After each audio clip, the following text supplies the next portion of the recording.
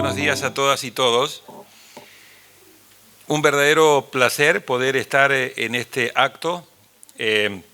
Muchísimas gracias, señora vicegobernadora, por esta muy cálida bienvenida y felicitaciones por la creación de esta Comisión de Futuro. Realmente retomo las palabras de Emilio cuando de pronto dice, vaya momento para hablar de futuro, cuando está pasando todo lo que está pasando, y lo que está pasando es básicamente en este momento, sobre todo acelerado después del 2 de abril con la imposición de aranceles a cargo del presidente Trump, de esta brutal incertidumbre y caos en la que nos encontramos. Es decir, si hay una palabra que hoy describe lo que está pasando en el mundo, en este momento en el mundo, es incertidumbre. Nadie tiene la mayor idea ni la menor idea de lo que viene a la tarde, de lo que viene mañana. Les doy ejemplos. Ayer las bolsas asiáticas cayeron de manera salvaje. El Nikkei japonés cayó 6%, hoy rebotó 6%. Las bolsas cayeron entre el jueves negro, o sea, Trump anunció el 2 de abril, el miércoles, la imposición de aranceles, rompiendo todo lo que era el esquema de comercio mundial. Hubo jueves negro, viernes negro y lunes negro. Entre jueves negro, viernes negro y lunes negro se destruyó 10 trillones de dólares. 10 trillones de dólares es el equivalente a todo el Producto Interno Bruto de América Latina, en 3 días, o la mitad del Producto Interno Bruto de la Unión Europea. No contento con eso, y pese a haber recibido numerosísimas llamadas telefónicas a la Casa Blanca, diciendo, bueno, negociemos, incluido la Unión Europea, que dijo, vamos a poner cabeza fría y vamos a tratar de ver si podemos llegar a algo que sugirió Elon Musk el fin de semana, que es que Europa y Estados Unidos vayan a un nuevo tratado comercial con tarifa cero en los temas industriales.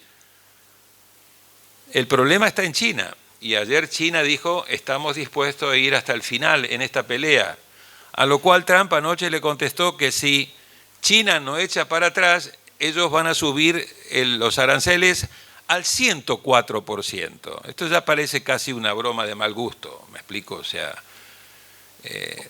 esto se está escapando, se está yendo de control.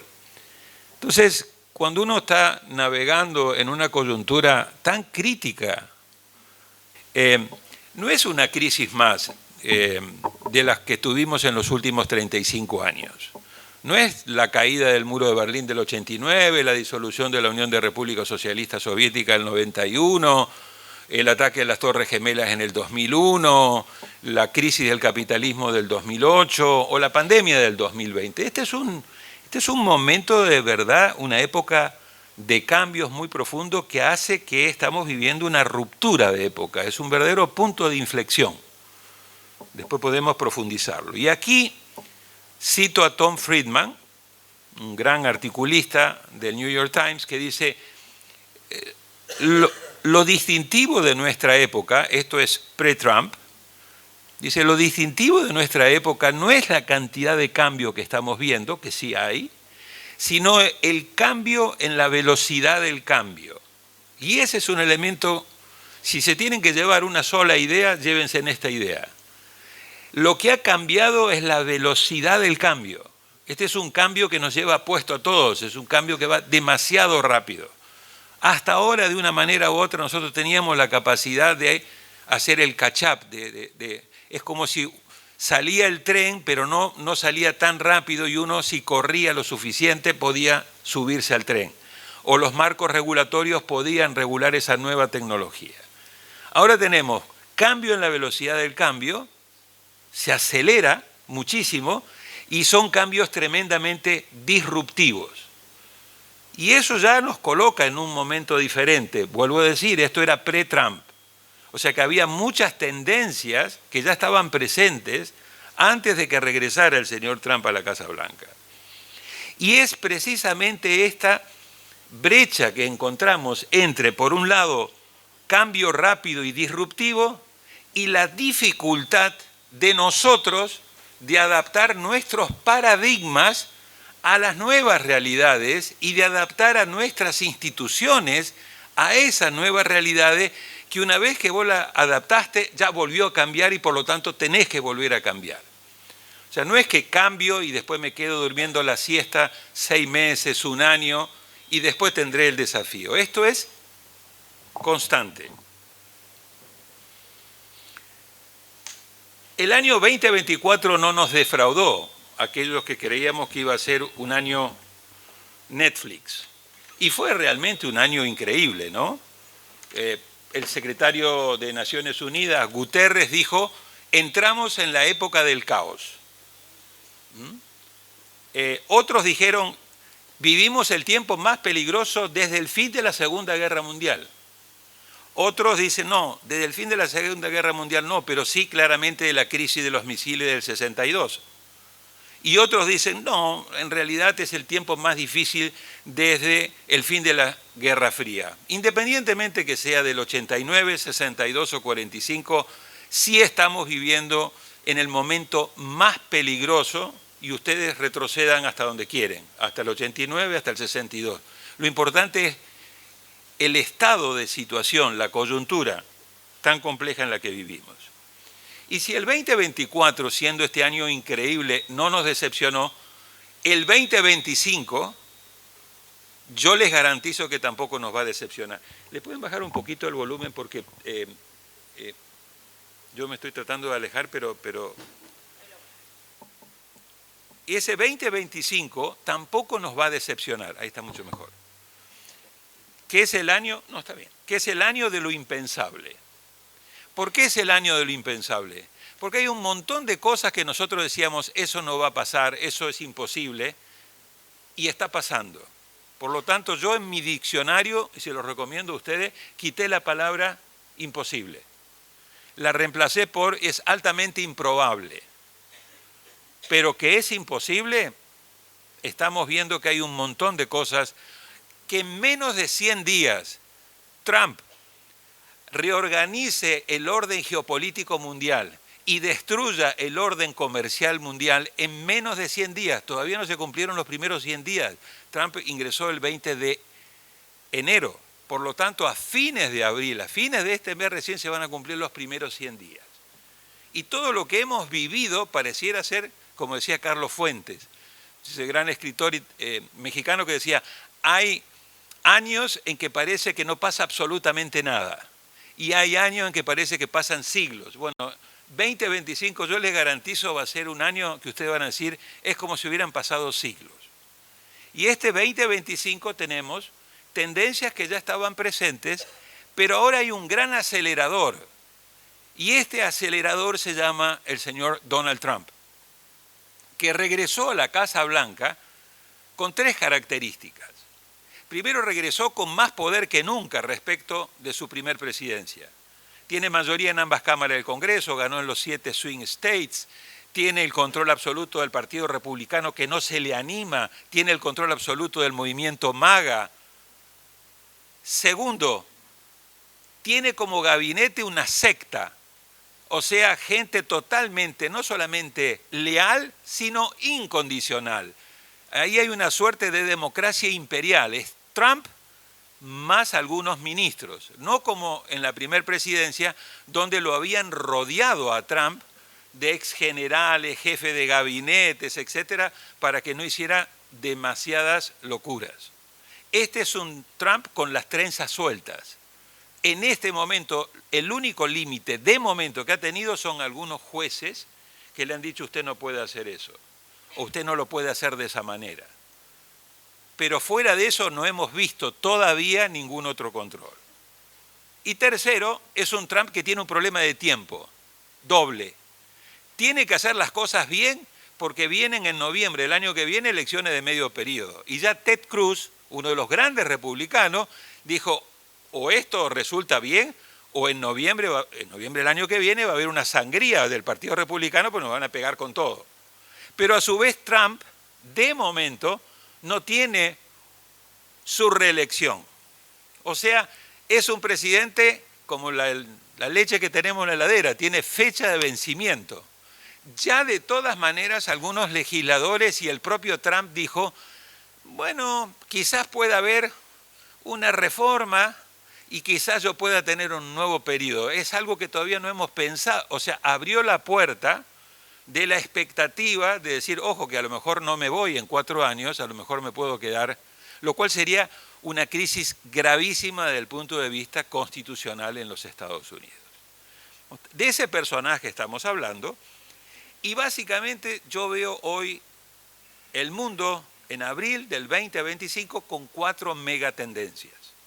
Tenemos una reorganización geopolítica, el mundo que teníamos organizado geopolíticamente a través del sistema multilateral con reglas de juego diseñado en gran medida por Estados Unidos después de la Segunda Guerra Mundial, con un Consejo de Seguridad que tenía como fin principal mantener la seguridad, la estabilidad, los principios de no violación de la integridad territorial. Todo eso voló por el aire. Y hoy tenés a un Trump junto con Putin, junto con Xi, que de una manera u otra estamos volviendo al siglo XIX, que es la política de las grandes potencias con sus áreas de influencia. Por eso el señor Trump no se pone rojo cuando le decía al ex primer ministro Jean Trudeau, canadiense, el gobernador del estado 51 de Estados Unidos. Estamos hablando de Canadá. Por eso le dice a Dinamarca, oye, yo quiero Groenlandia.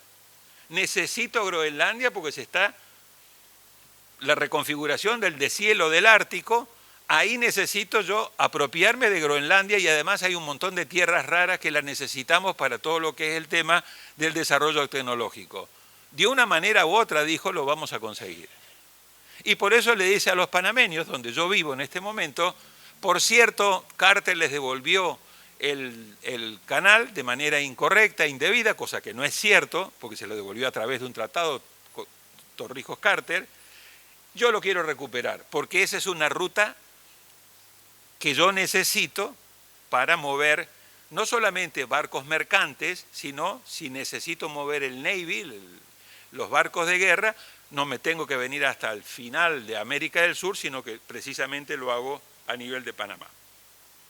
Y además, mintiendo, de manera compulsiva, dice, el canal de Panamá está en este momento bajo control de los chinos y por lo tanto nosotros tenemos que recuperar ese tema porque se ha violado el Tratado de Neutralidad.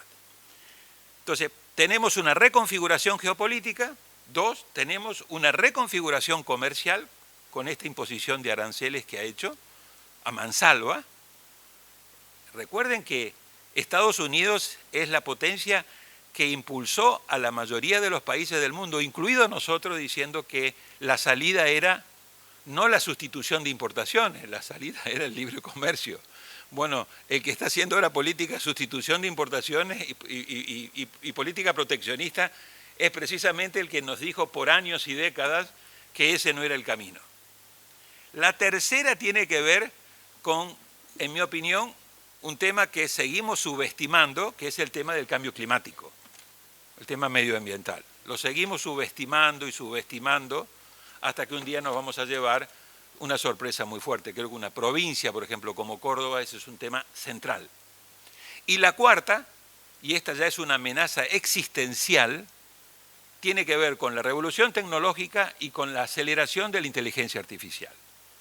O sea, todos los que realmente conocen bien de los LLM, los Large Language Models, los modelos, digamos, largos de sinopsis, están diciendo, estamos jugando con fuego, porque en cualquier momento vamos a terminar en algo que no vamos a controlar y en algo que va a ser más inteligente que nosotros, y el tema es... Ahora, ya lo estamos viendo sus implicaciones, no solamente en el mundo del trabajo, la medicina, etc. Ha cambiado todo el escenario de guerra, por ejemplo. Ya no hemos visto guerra de aviones prácticamente, estamos viendo guerra de drones. Y entonces, cada impacto de esa tecnología que se está cambiando de manera acelerada, y por eso es muy difícil poderla regular, es una amenaza de tipo existencial. Entonces yo veo que hay esas 4 megatendencias: reorganización geopolítica, reorganización comercial, con un signo de pregunta abierto, el tema del cambio climático y el tema de la inteligencia artificial. A eso le tenemos que sumar una geopolítica mucho más caliente. Al haberse disminuido y deteriorado el multilateralismo, la fragilidad de Naciones Unidas, etc., tenemos 60 y tantos conflictos abiertos, pero 3 de ellos mayúsculos. Tenemos el de Ucrania, que Trump dijo que él lo solucionaba en 24 horas, no lo ha podido solucionar en 24 horas. Tenemos el otro, que es el de Gaza, Medio Oriente, cada vez más complejo, con un quizás spin-over que tiene que ver con el tema de qué pasa con Irán nuclear y qué pasa con Israel. Netanyahu se está reuniendo por segunda vez en menos de un mes con Trump, al cual le ha dado carta libre, básicamente para hacer lo que quieras. Se ha reconfigurado el centro de donde se están discutiendo la pacificación de estos conflictos. Ya no es más Europa, ya no es más Suiza, o es Qatar o es Arabia Saudita.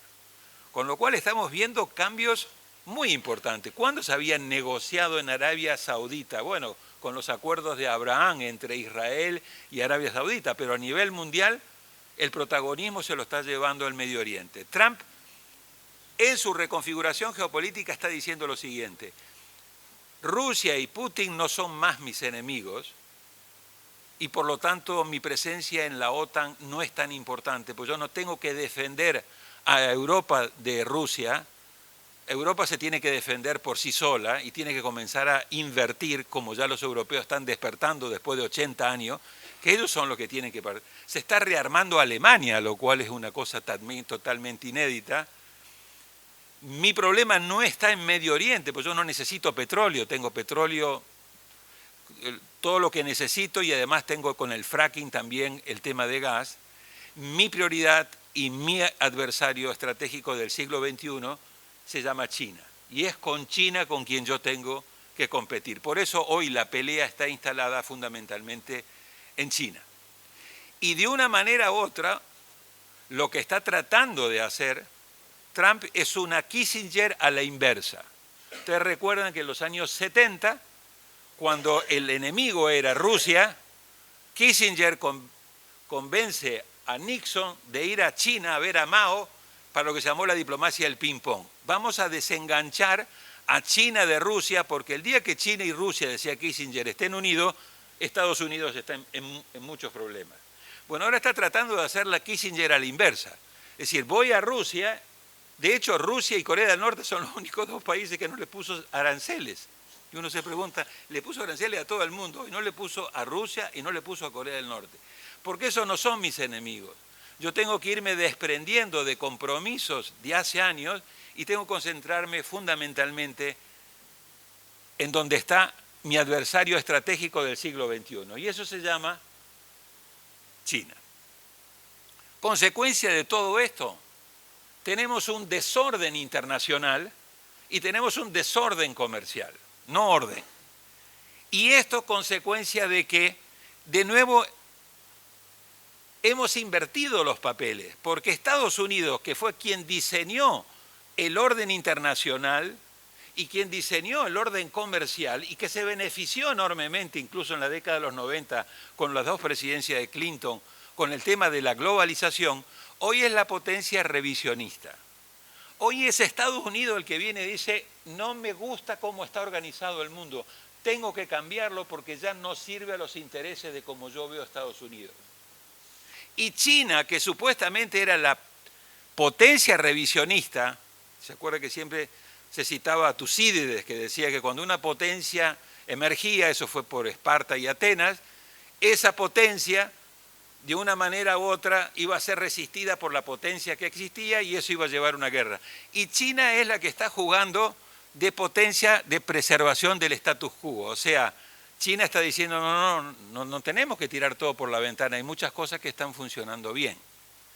Entonces tenemos estas inversiones de papeles muy complicadas en un mundo muy confuso y por eso estamos en este momento de tanta incertidumbre y de tanta volatilidad. Viene Trump y en este periodo de menos de 100 días pone el mundo pata para arriba. O sea, realmente todo lo que conocíamos, todo lo que sabíamos de momento, y acá hay que hacer una nota de pie de página, esto está recién empezando. O sea, no saquemos conclusiones rápidas, ¿no? Este es el inicio del inicio, así que vamos a ver cómo esto comienza a desarrollarse. Trump el 2 de abril dijo, Estados Unidos con estos aranceles está en el día de la liberación. Para él, Estados Unidos se desprendió de todas sus ataduras y Estados Unidos está ingresando a esta nueva etapa dorada, como él la llama. Para otros, para la gran mayoría, no hay tal día de la liberación, hay día de la recesión, o como lo calificó The Economist, es el día de la ruina, viendo lo que estaba pasando con las bolsas.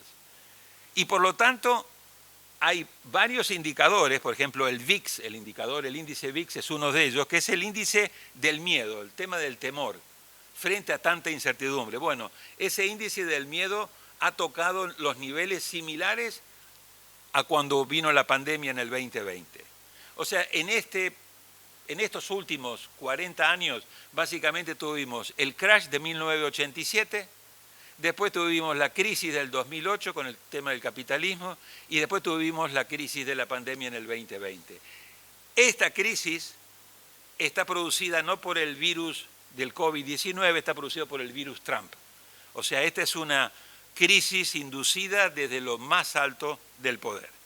Y ahí tenemos entonces crisis de confianza, mucha incertidumbre, mucha fluidez y mucha volatilidad.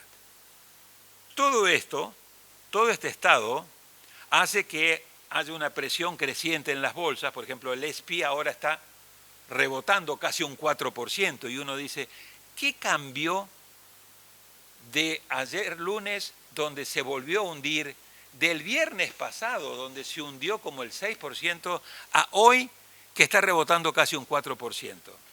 Un tema meramente de expectativas. Existe la expectativa de que tanto Trump como varias gente clave de su gabinete ha dicho, Trump está dispuesto a negociar si le presentan un buen acuerdo sobre la mesa.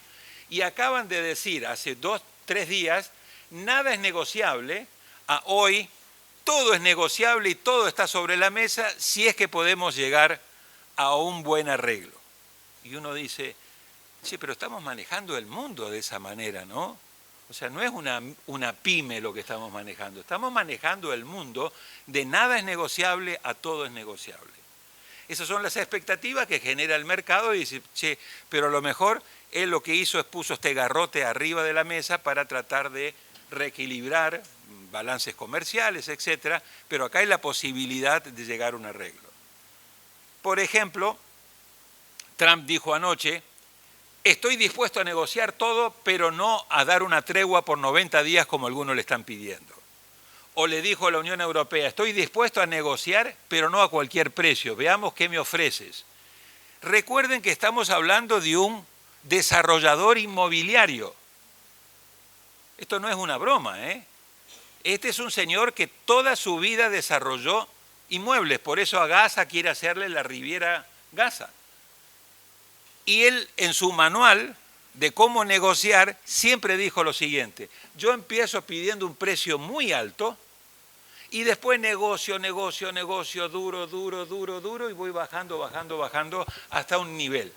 Muchas veces no logro el precio que yo quise al inicio, pero casi siempre logro el mejor precio del que podía obtener en otras condiciones. Ese es el personaje que ahora está negociando, no el Trump Tower, ni el tal desarrollo o campo de golf, sino el señor que está manejando los Estados Unidos. Y por lo tanto, como decíamos, con un altísimo nivel de impredecibilidad. Esto coloca dos problemas centrales. Uno es la falta de previsibilidad de políticas públicas. ¿cómo tomo decisiones yo en un entorno con este nivel de imprevisibilidad e incertidumbre? Y lo segundo, la confianza para las inversiones. Y acá hay temas gruesos, muy gruesos. Recuerden ustedes que el señor Biden, frente al tema de la reorganización, de la globalización, decía, muchas de las empresas que salen de China van a venir a América Latina, con el tema del nearshoring y del friendshoring. ¿Ustedes oyeron hablar a Trump del nearshoring y del friendshoring? Ya no habla más. Habla del reshoring. El reshoring es, las empresas no van a ir a México, no van a ir a Chile, no van a ir a Panamá, tienen que venir a los Estados Unidos. Y fue muy claro en este aspecto. Empresa que no produzca en Estados Unidos va a tener que pagar aranceles. Y uno se pregunta, pero ¿y si después negocia? O sea, ¿cuál es el grado? Y vas a la primer problema, previsibilidad de políticas públicas. Acá hay un tema central, falta de confianza. Es como cuando una persona va y viene y te dice, te lo vendo, no te lo vendo a este precio, no, ahora cambié de idea, y uno dice, no puedo negociar con un personaje de esa manera. Entonces, acá hay un tema central de pérdida de confianza, y esto es lo que está llevando, este es el indicador de cómo Trump está llevando la economía al caos. Fíjense en ustedes, está incluso por encima del nivel de temor que se generó durante la pandemia. Esos picos son los niveles de temor y de incertidumbre de qué hago, invierto, no invierto. Voy a poner una empresa, una fábrica para fabricar autos en México, porque hay el TEMEC, el Tratado México, Estados Unidos, Canadá, de ahí vamos a importar. No, pero ahora me está cambiando las reglas de juego, incluso la del propio tratado. Entonces no, mejor detengo la inversión. O invierto en Estados Unidos, pero invertir en Estados Unidos me va a llevar 2 o 3 años montar esa fábrica. Y cuando se vaya Trump, después sigue esto. O Trump en 6 meses me cambia los papeles y ahora dice, no hay problema, se puede trabajar y se puede producir mejor en México. Esto está generando el problema que veíamos de las bolsas. Miren las caídas. La de la derecha es el S&P 500 en rojo. O sea, solamente en el 87, solamente en la crisis del 2008 y solamente en la crisis del 2020 habíamos visto caídas de ese nivel. Y 3 caídas seguidas, jueves, viernes y lunes, de ese nivel, prácticamente son excepciones. De ese es el tamaño de la crisis que estamos enfrentando. A eso le tenemos que agregar los estilos de la diplomacia de Trump. Y los estilos de diplomacia de Trump son 2. Hay una diplomacia con un estilo transaccional, muy de los bienes raíces, de su estilo, y hay una diplomacia del chantaje y de la extorsión. La transaccional la hace con los países fuertes. Yo te doy esto, vos me das esto, un poco lo que está haciendo con China. Te aplico el 34, pero ya tenías el 20, te subiste al 65, China le dice yo te aplico el 34, ok, yo te subo al 104, o sea, el forcejeo. Igual que un corredor de bien raíz. Pero para los demás, incluido para la Argentina del señor Milei, aquí es imposición pura. Te gusta bien y si no te gusta, llorá. ¿O qué me ofreces? Me tenés que ofrecer cosas. Y eso es lo que estamos viendo. Me gusta Groenlandia, necesito Groenlandia, voy por Groenlandia. Necesito recuperar el canal de Panamá, hoy precisamente anoche llegó el secretario de Defensa de Estados Unidos en visita oficial a Panamá por el tema del canal. Entonces, esos son los 2 estilos que estamos viendo de diplomacias. Y en América Latina tenemos una característica inédita. Por primera vez América Latina está muy presente en la política exterior de Estados Unidos.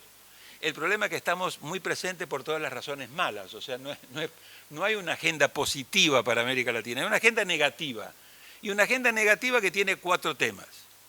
El tema deportaciones y migrantes, el tema carteles de droga y fentanilo, el tema comercial y el tema de la contención de China. Y la contención de China es más fácil en algunos países y mucho más complejos a medida que vamos hacia el sur.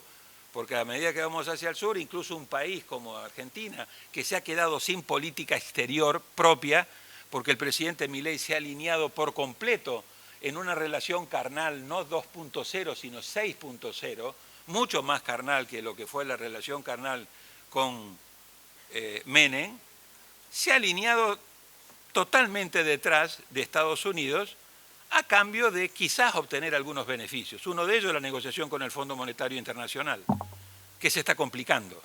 Se está complicando porque los pobres del Fondo Monetario Internacional estaban negociando un acuerdo con una Argentina en un mundo de aguas tranquilas, pero ahora tienen que negociar un acuerdo con una Argentina en un mundo con aguas muy intranquilas. Y uno dice, ¿qué pasa con todo el tema?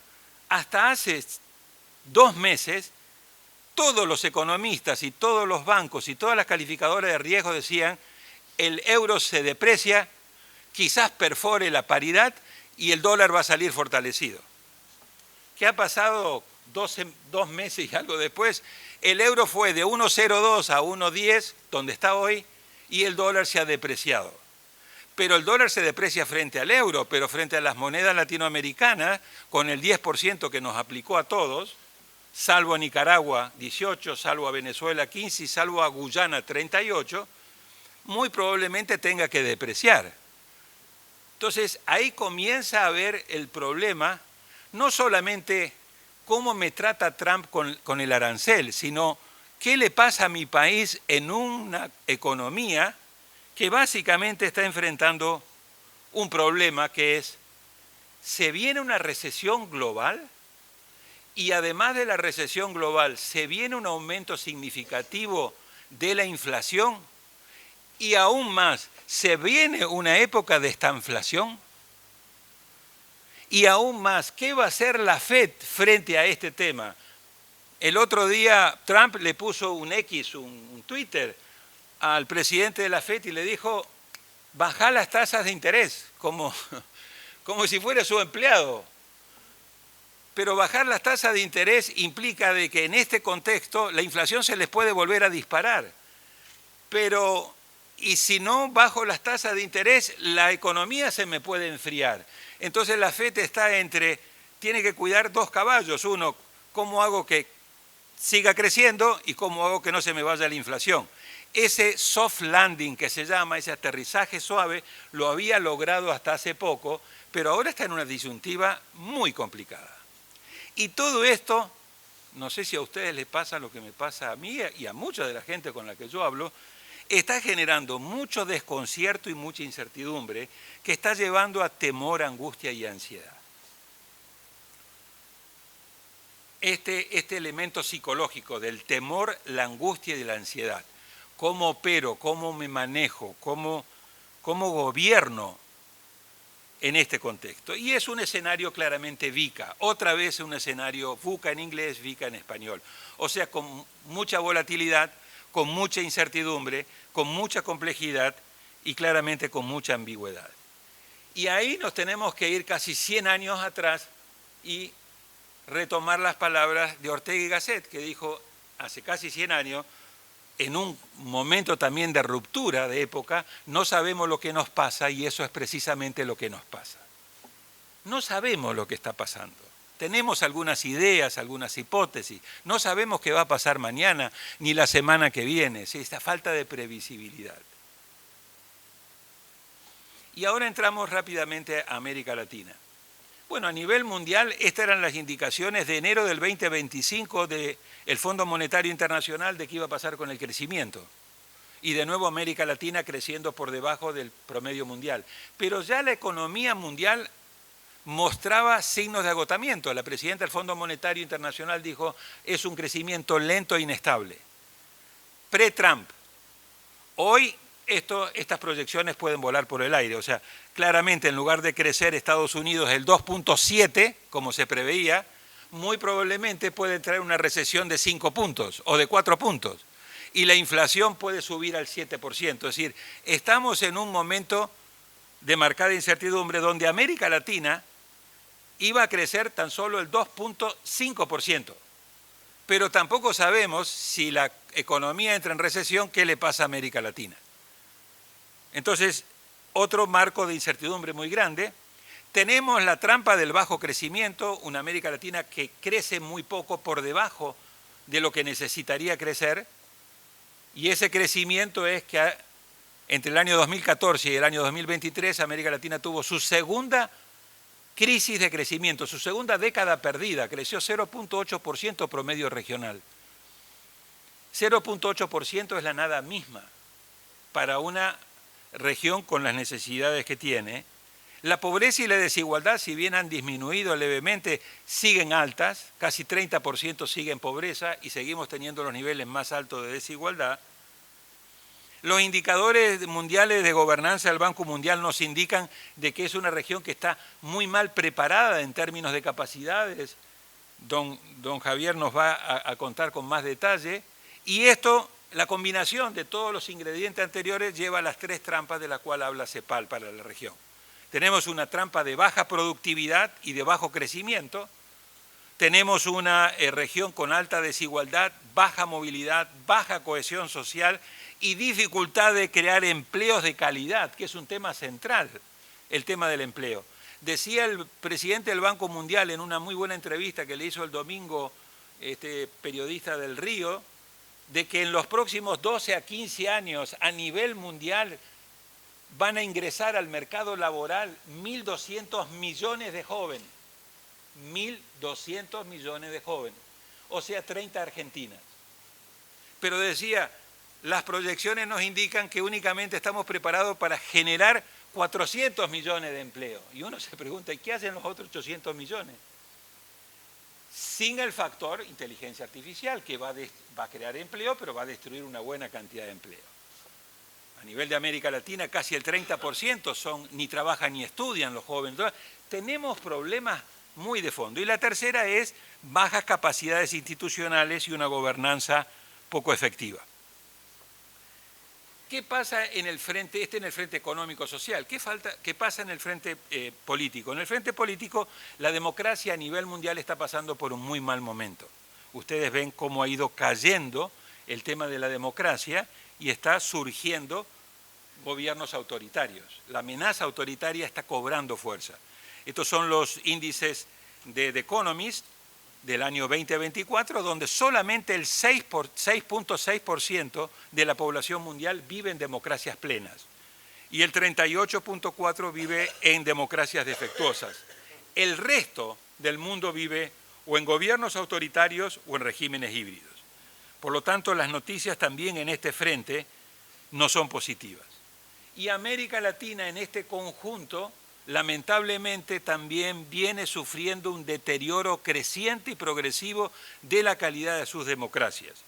Presenta América Latina una situación muy heterogénea. Solamente 2 países son democracias plenas, Uruguay, al que yo llamo el rincón nórdico de América Latina, o sea, Uruguay es una situación bastante atípica, y a veces Costa Rica o a veces Chile.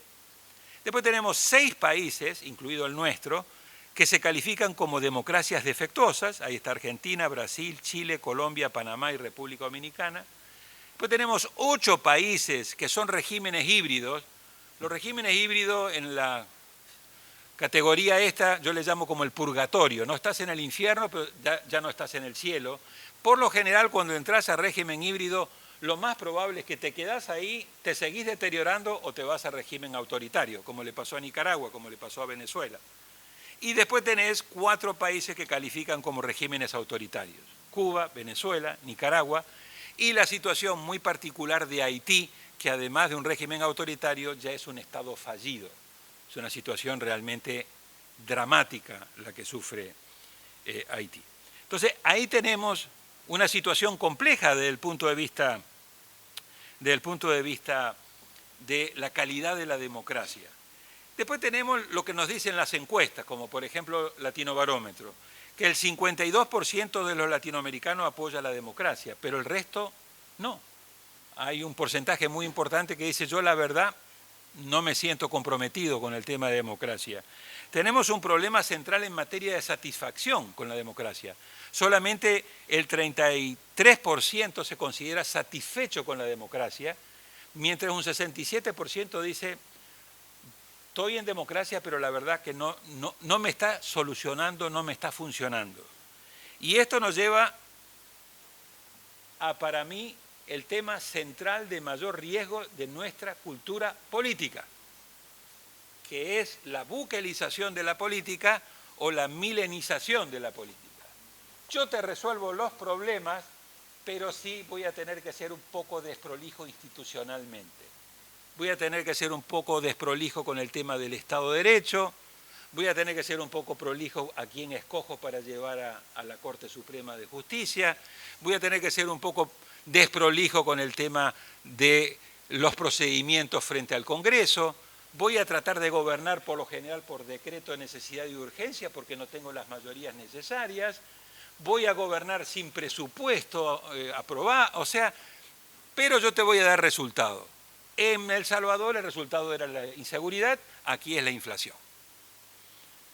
54% de los latinoamericanos y de las latinoamericanas dice, no me importaría que venga un gobierno no democrático siempre y cuando me resuelva los problemas. Yo a esto lo llamo la eficracia, no la democracia. La eficracia. Vos dame resultados, sé efectivo y yo me hago el distraído en varias cosas. Cuando desagregamos estos datos por grupos etarios, ustedes, las jóvenes y los jóvenes, del 54 se van como al 70. O sea, a medida que vos disminuís edad, hay más tolerancia por gobiernos no democráticos si me resuelven el problema. Y esto no es una crítica, es un dato que a lo mejor se condice con mucho de la realidad, o sea, no encuentro trabajo, o sea, tengo muchas necesidades, yo necesito que me resuelvan los problemas. En este escenario, América Latina inicia un nuevo superciclo electoral. Entre el año 2025 y 2027 va a haber 10 elecciones presidenciales en América Latina. 7 van a tener lugar en América del Sur, 3 van a tener lugar en América Central. Este año arranca Ecuador ahora, este domingo, después sigue Bolivia, después sigue Chile, después sigue Honduras. El año que viene hay 3 elecciones muy importantes en la región, en Sudamérica. Va a estar Perú, va a estar Colombia y va a estar Brasil. Y en Centroamérica va a estar el caso de Costa Rica. Y el otro año, en el 2027, va a estar Argentina y va a estar Guatemala. Entonces, en este escenario convulso, mundial, con crecimiento deficiente, con mucha desigualdad, con dificultad de generar empleo, con riesgos políticos, como vamos a ver, que están realmente complicando enormemente la situación, entre ellos el tema de la inseguridad, del crimen organizado y del narcotráfico, que es el principal problema que hoy hay en América Latina.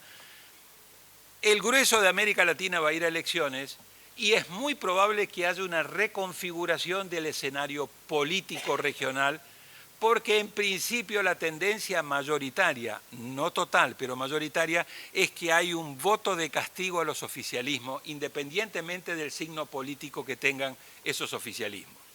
Así que ahí hay una situación que hay que monitorear de manera muy importante, incluido, en el caso de Argentina, una elección de medio periodo ahora en octubre, que va a ser fundamental para el tema de la gobernabilidad. Resumiendo, primero, olvídense de la situación de que esto se va a poner más fácil. O sea, esto no es 3 días de frío y lluvia y después viene la primavera. O sea, estos temas a nivel mundial y a nivel regional llegaron para quedarse y por lo tanto el business as usual, seguir haciendo lo mismo, no es. Hay que comenzar a tomar conciencia de eso. Segundo, vamos a seguir operando en escenarios VICA. Y tercero, acá está el gran desafío, hay que ir cerrando la brecha entre el cambio acelerado y disruptivo y la capacidad de gobernanza anticipatoria que tienen nuestros sistemas políticos. De lo contrario, los problemas nos van a pasar por encima. O sea, vamos a ser meramente reactivos. ¿Qué hacer? No puedo desarrollarlos, voy a dar los títulos. Tengo un decálogo de 10 temas, divididos en 3 categorías. Lo primero es cambiar la mentalidad y tener un enfoque estratégico. Creo que es sano todas las mañanas inyectarse una sana dosis de paranoia. No se inyecten tranquilo, no pasa nada, estamos todos bárbaros. Pónganse en un poquito de paranoia, ¿ok? Estar alerta ayuda. 2, salgan del área de confort. Salgan de ese rinconcito donde mirá que acá la verdad que el modelo Córdoba, sí, muy lindo, pero el modelo Córdoba está en un país y el país está en un mundo y ese país se están moviendo. Así que tarde o temprano, en la rama que estás del árbol, se te va a mover. Tercero, hay que leer las tendencias no solamente actuales, sino ponerse lo más alto que uno pueda, ¡auch! Me dio un calambre, y tratar de ver qué es lo que viene, cuáles son las tendencias emergentes, porque si no uno está siempre jugando detrás de la pelota. Segunda columna, comprensión profunda del escenario y del tipo de cambio en que uno está. Y ahí hay que enfocarse, como dijimos, en la velocidad del cambio y el carácter disruptivo. Hay que evitar el eso es imposible aquí, es posible, quizás sea altamente improbable, pero no es imposible. Miren las cosas imposibles que hemos visto y que estamos viendo. Hay que diferenciar los cisnes negros de lo que yo llamo los rinocerontes grises. Los cisnes negros son los hechos que irrumpen y que uno no podía planificar.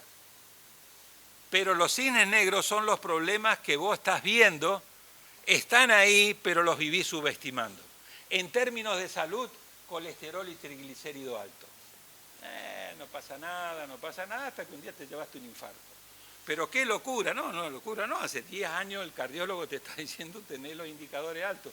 Bueno, acá hay muchos problemas en la sociedad que uno los va subestimando, los va pateando para adelante. Que venga, que lo resuelva, yo no tengo tiempo para esto, dice.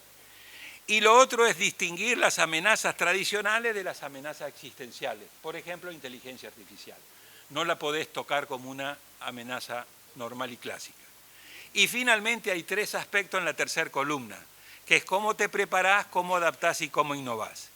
Tenés que entrar en un modo de rediseño continuo de tus mapas mentales y a su vez de la reorganización de tus instituciones.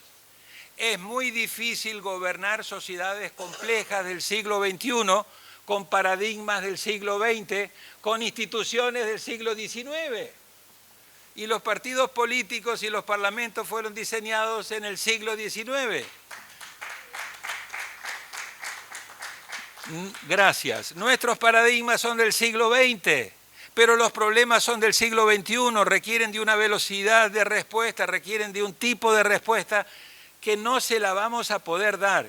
Y además, vos no podés pasar de nuestro hermoso aparatito, donde podés hacer casi todo acá a una super velocidad, y después te metes en el carril lento de la política que no te resuelve los problemas, que parece ser que están siempre peleándose entre ellos, etc. Hay que ponerse las pilas respecto de lo que esto implica. Decía Hirschman, hay que poner foco más en lo posible que en lo probable. Lo probable es que esto va a seguir despelotado. Pero en este despelote hay que buscar qué es posible de manera gradual y cómo uno va avanzando dentro de este escenario muy complejo. Y finalmente, y este quizás es el mayor desafío, hay que adoptar nuevos paradigmas, porque el verdadero desafío es dejar atrás las ideas viejas que ya no sirven. Y esas ideas viejas, acá cito a Lord Keynes. Y decía Lord Keynes, la dificultad yace no en las nuevas ideas, sino en escapar de las viejas ideas que se ramifican en cada rincón de nuestra mente.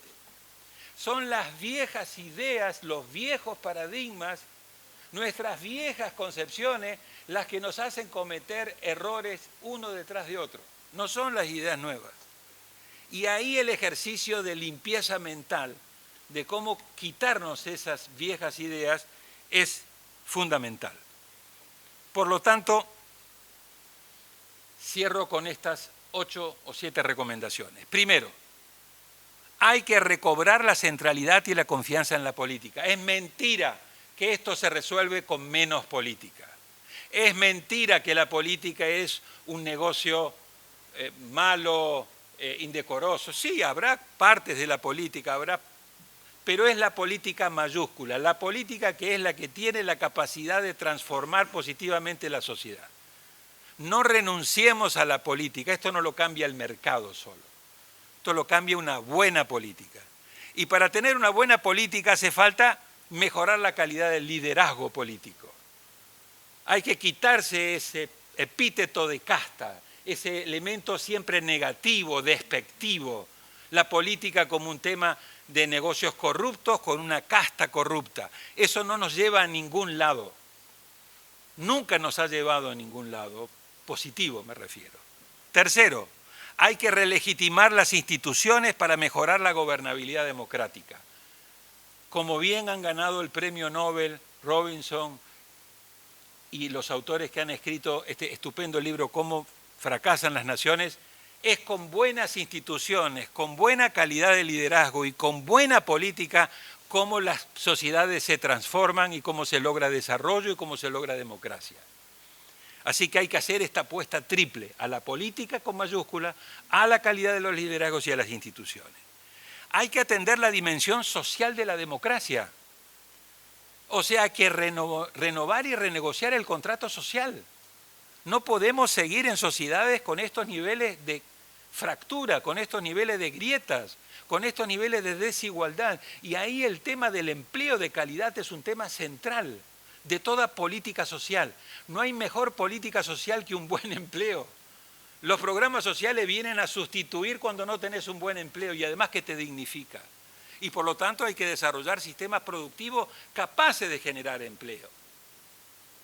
Hay que fortalecer el Estado de Derecho y hay que combatir frontalmente tanto el crimen organizado como la corrupción. Y finalmente las tres. Tenemos que repensar la democracia y reformarla.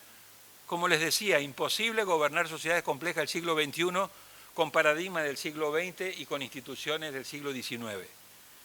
Tenemos que acompañar a la democracia con un Estado estratégico. Es mentira que el Estado es malo, es mentira que hay que desaparecer al Estado. Hay que mejorarlo, hay que reformarlo, hay que volverlo estratégico, hay que quitarle la grasa, hay que volverlo más transparente, hay que volverlo que rinda cuenta. Pero es mentira que vamos a salir sin un Estado estratégico, sin una alianza entre el sector privado y el sector público. Es mentira que vamos a salir sin buen gobierno y sin buena calidad de políticas públicas. Todo eso tenemos que reconstruir en esta época del siglo XXI. Y finalmente, creo que la más importante de las lecciones es este desafío que estamos enfrentando. Tenemos que darle soluciones democráticas, oportunas y eficaces a los problemas de la democracia. No podemos resolver los problemas de la democracia con propuestas no democráticas. Necesitamos soluciones democráticas para los problemas de la democracia. ¿Para qué? Para evitar que el malestar que hoy anida en la democracia se convierta en malestar con la democracia. Y una vez que convertimos el malestar en la democracia, un malestar con la democracia, nadie lo quiere defender ya. Y por lo tanto la eficacia y por lo tanto los líderes papa, es decir, estos líderes personalistas, autoritarios, populistas y antisistema, son los que se van abriendo camino. Y eso es un atajo que no nos lleva a ningún lado. Así que mejor calidad de política, mejor calidad de liderazgo, instituciones relegitimadas, pero ponernos las pilas de darle soluciones democráticas a los problemas de la democracia para evitar que el malestar que hoy está en la democracia se nos convierta en malestar con la democracia. Y ustedes, los legisladores, los poderes legislativos, tienen y juegan un papel fundamental, porque ustedes tienen la representación de toda la sociedad, política y social. Así que muchísimas gracias por esta oportunidad.